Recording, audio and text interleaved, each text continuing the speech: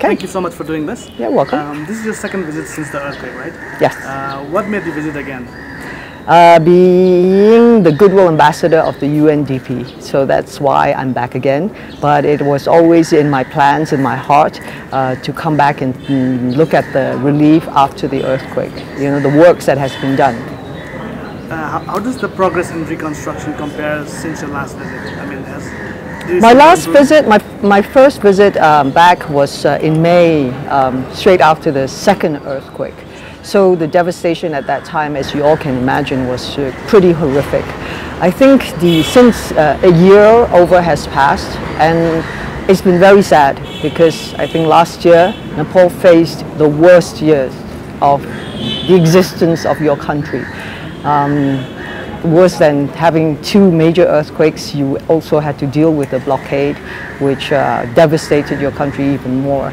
Let's hope that the worst is past, and now we can begin to look to a much better future and rebuilding, reconstructing, and also rebuilding a sustainable livelihood. So that's what I'm here this time with the UNDP.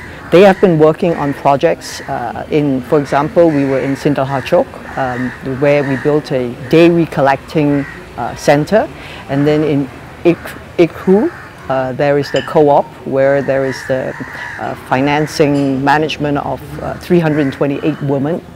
But the resilience, the tenacity of the Nepalese people is very humbling.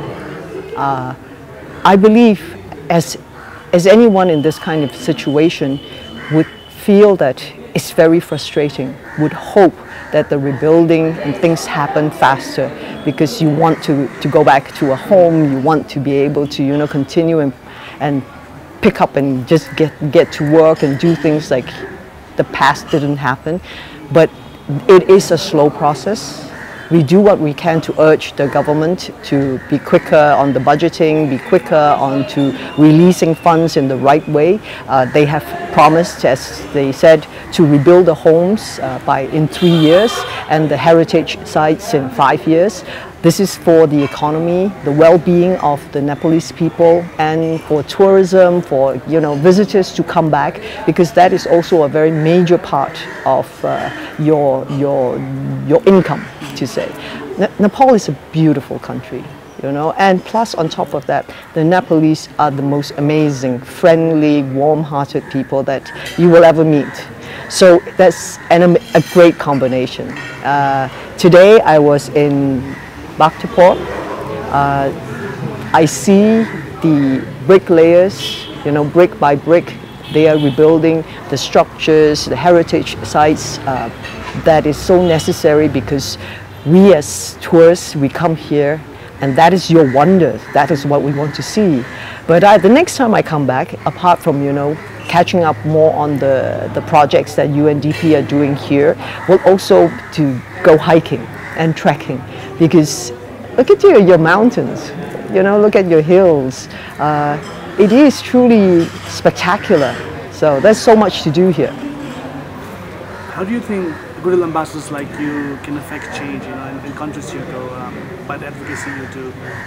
Well, I think as a Goodwill ambassador, our role right now, the most important role that we have, is to raise awareness for the 17 Sustainable Development Goals, which was, you know, the leaders of the world decided upon and have endorsed. And we want to eradicate poverty, unemployment, inequality, and climate change by 2030.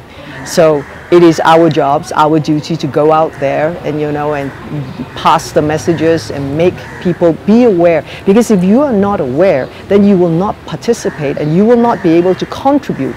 So we have, it's the responsibility that we embrace this and own this and be part of the rebuilding of all the nations. We're not just talking about Nepal, but it's a global thing. So this is what, as a Goodwill ambassador, I am also trying to do my part. Do you think as celebrities, you know, like you, do enough, you know, to raise awareness, as you said, to contribute to social cause? I think we do as much as we can. I think there is still much, much more to be done. I think we are so privileged and in such a good position to be able to help to raise awareness. I think simply because of the nature of work that we do, we come into your homes through the TV. So, you know, to you, we are your friends, you know, because we are your constant guests in your house, and you hear us, and we tell you magical stories, so you feel very warm towards us. And I think in that way we can, as friends, tell you what other things we know and share with you, and hope that it will empower you as much as it has empowered us. Does your experience in disaster situations like this, in tragedies like this, inform the role you play on screen? You know, I mean, whenever a role like this comes, does it help you, you know, play, you know, a much more convincing role? I think when you go through an experience like this, I mean, for me, I was a very, very lucky one, and even that I felt the trauma of it, the fear, the guilt, and all that is nothing compared to what the people in Nepal, you know, from young to old to child, has felt. But it leaves a mark in you, and as an actor, it definitely will, because it deepens your emotional context, your understanding with who you are as a person and what is around you. Because I think what happened here, you're affected by what you see and what the other people are going through. And you know how, because I have the greatest respect for the UNDP work, my colleagues here, because I managed to go home quite quickly. I wasn't really, I saw parts of the devastation. I didn't have to put on a brave face and go to the real disaster sites and lend a helping hand, you know, and I'm sure some of the images will continue to stay with them forever and ever. So in that way, we all drive. I think we all become stronger. You just interacted with the local filmmakers. What do you make of the local film scene from what you gather from the interaction? I'm so happy because there's all the young ones here. They are the ones that's going to rebuild the future. And I think sometimes all they need to hear is that you have to push the envelope, you have to be brave. You cannot just simply conform. And in our kind of work, in this kind of art form, it's always about pushing the envelope. We want to give the audience what they want. But what they want is a really good story. They want to feel, they want the emotional, they want to laugh, they want to cry. But we can tell them and we can push them in ways so that they will experience it differently and not to just conform to old traditions.